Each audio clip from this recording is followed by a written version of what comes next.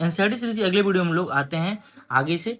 अब देखो, मैं आप लोग के लिए छोटे छोटे वीडियो इसलिए बनाता हूँ कि आप लोग को अच्छे से, ज़्यादा बोरिंग ना हो, छोटा वीडियो में आसानी से हो जाए। अगर आप लोग कमेंट में बोलिए कि लंबा वीडियो चाहिए 1 घंटे का, तो मैं बना दूंगा, ठीक है। लेकिन छोटा वीडियो आप लोगों के लिए ज़्यादा समझदार रहेगा, ज़्यादा अच्छा समझिएगा, ठीक है। तो मैं आगे पढ़ता हूँ, और अच्छा लगे वीडियो को तो अच्छे से एक शेयर, अच्छा काम एक शेयर कर देना है, ठीक है। सभी विद्यार्थी तक पहुँचाना जरूरी है। तो आगे ये कहना कि लाइकेन, हम लोग यहाँ सहजीवी संबंध तक पढ़े थे। सहजीवी में क्या होता है ना, पता होगा, दो संबंध एक दूसरे को बनाता है, दोनों को फायदा होता है, एक दूसरे को फायदा पहुंचाता है।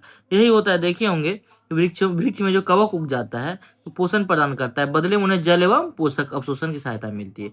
वृक्ष के लिए इस संबंध का विशेष महत्व। अब देखिए, कह रहा है वृक्ष कवक को, अब देखिए कवक वृक्ष में उगते हैं, वृक्ष जो है कवक को क्या देता है, पोषण देता है, ठीक है। पोषण कहाँ से मिलता है कवक को, वृक्ष से मिलता है, ठीक है। लेकिन बदले में उन्हें जल एवं पोषक का अवशोषण में सहायता मिलती है, ठीक है। समझ गए, ये क्लियर?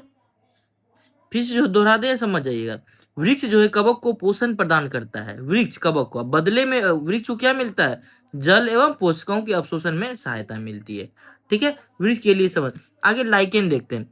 लाइकेन कहे जाने वाले कुछ जीव दो भागीदार से बनते हैं, एक में शैवाल होता है, दूसरा कवक होता है। वही चीज है, सजीवी संबंध है, ठीक है। सजीव संबंध में अगर दे देगा कभी एग्जाम में, सजीव क्या लाइकेन में ही होता है, नहीं, एक पेड़ और कवक के बीच भी होता है। सजीविक मतलब दो आपस में साझा करते हैं, ठीक है। शैवाल में क्लोरोफिल उपस्थित होता है। अब लाइकेन कवक में क्या होता है, देखिए सहजीवन कैसे होता है, एक दूसरे को सहायता। शैवाल में क्या होता है, क्लोरोफिल होता है, पहले पीछे पढ़ा चुके हैं कि शैवाल भी अपना प्रकाश संश्लेषण करता है, ठीक है। जबकि कवक में क्लोरोफिल नहीं होता है। कवक शैवाल को क्या क्या देता है, कवक शैवाल को रहने का स्थान, आवास देता है, जल एवं पोषक तत्व उपलब्ध कराता है, तथा बदले में शैवाल प्रकाश संश्लेषण द्वारा संश्लेषित खाद्य को देता है। समझ में आ गया? ये समझना है इस पॉइंट को। कवक शैवाल में सजीवी क्यों है, क्योंकि कवक क्या देता है, कवक देखिए आवाज देता है और एक पोषक तत्व देता है, उपलब्ध कराता है। शैवाल उसी पोषक तत्व को प्रकाश संश्लेषण या संश्लेषित खाद्य कवक को देता है। क्लियर? एक दूसरे को सहायता हो गया। आगे देखेंगे मृदा पोषक की पूर्ति किस प्रकार होती है। तो यहाँ पे मेन देखिए, उर्वरक एवं खाद में नाइट्रोजन, पोटेशियम, फास्फोरस जैसे पोषक होते हैं। क्लियर? अब यहाँ पे देखते हैं कि ये जो है, जैसे एनटीपीसी में एक सवाल आया था कि प्रोटीन में क्या पाया जाता है, नाइट्रोजन, ऑक्सीजन, कार्बन, ऐसे। तो प्रोटीन देखिए, पादपों को प्रोटीन बनाने के लिए सामान्यतः नाइट्रोजन की अधिक आवश्यकता होती है। पहले भी हम पढ़ाए प्रोटीन के बारे में बताए थे कि 3 कार्बन, हाइड्रोजन, ऑक्सीजन के साथ साथ नाइट्रोजन रहेगा, ठीक है। और प्रोटीन में, और कार्बोहाइड्रेट में क्या रहेगा, carbon, hydrogen, oxygen, CHO। Clear?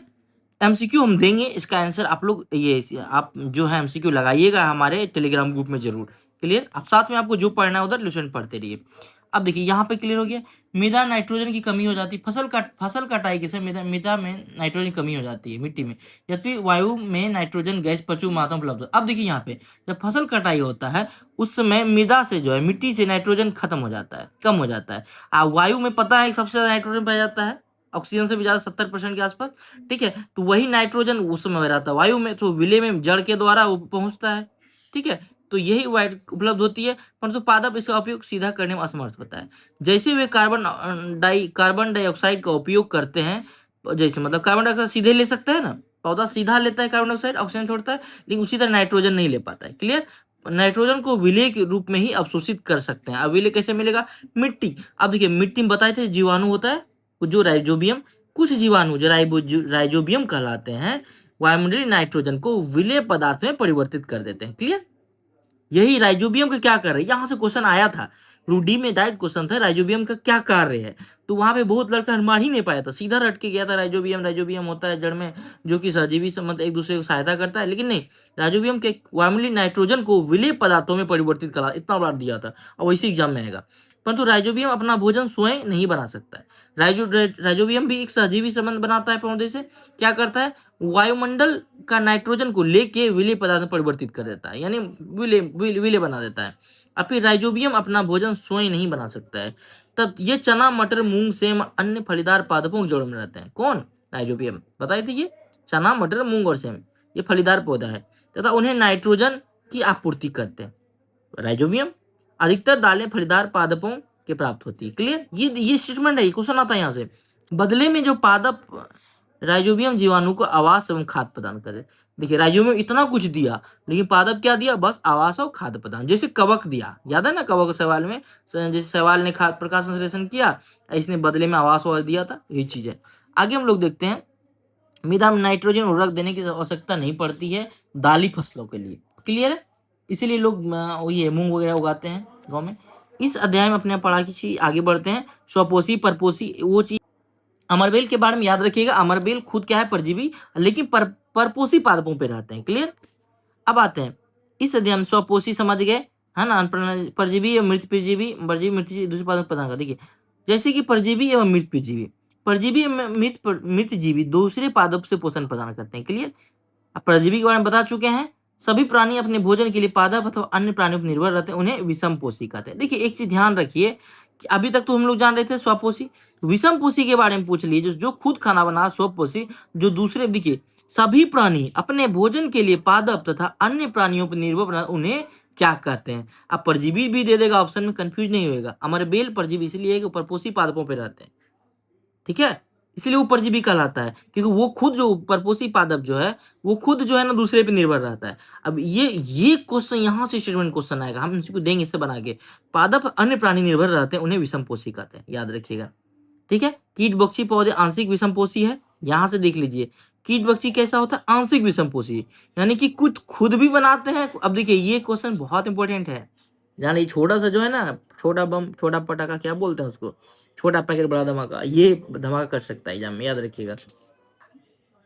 अब देखिए चैप्टर 1 कंप्लीट हो गया, अब लास्ट में भी छोड़ना नहीं है, यहां भी देखना है, यहां से क्वेश्चन कैसे उठेगा।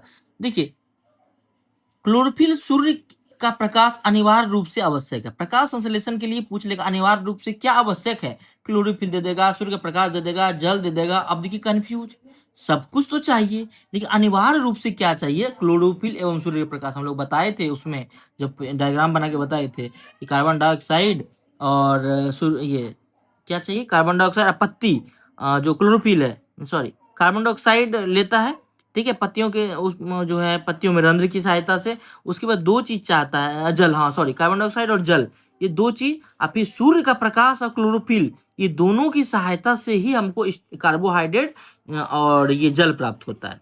क्लियर? नहीं सॉरी, कार्बोहाइड्रेट ऑक्सीजन प्राप्त होता है, सॉरी कभी कभी भूल जाते हैं। कार्बोहाइड्रेट जैसे जटिल रासायनिक पदार्थ प्रकाश संश्लेषण होता है। देखिए कार्बोहाइड्रेट किसके है? पूछ लेगा प्रकाश संश्लेषण के उत्पाद क्या है, ये 4-5 ऑप्शन देंगे ना, दिमाग घूमते रहेगा, तो क्लियर रखना है सब कुछ। ठीक है, आवश्यक ये दोनों चाहिए, ठीक है, और उत्पाद क्या है? कार्बोहाइड्रेट। क्लोरोफिल की सहायता पत्तियों द्वारा सूर्यक संचयन होता है, क्लोरोफिल की सहायता से। क्लियर, ये तो जानते ही है। अमरबेल जैसे पादप क्या है? परजीवी है, वे परपोषी पादप अपना भोजन प्राप्त करते हैं। क्लियर? यहाँ देखिए कुछ एमसीक्यू दिए हैं, अमरबेल उदाहरण है किसके, है ना, लोग परजीवी मार के, परपोषी मार के रेडी होते हैं, तो क्या मारना है यहाँ पे? परजीवी। क्लियर? देखिए यहाँ पे इस क्वेश्चन को बना लेना है, ठीक है, इस क्वेश्चन का आप लोग खुद बनाएंगे, खुद हमको आंसर देंगे। यहाँ पे देखिए कीट पकड़ कर अपना आहार बनाने वाला पादप का क्या नाम क्या है? घटपर्णी। पीछे पादप 2-3 नाम बताए थे आपको घटपर्णी का, सेंड्रियूस और ये, ठीक है देख लीजिएगा।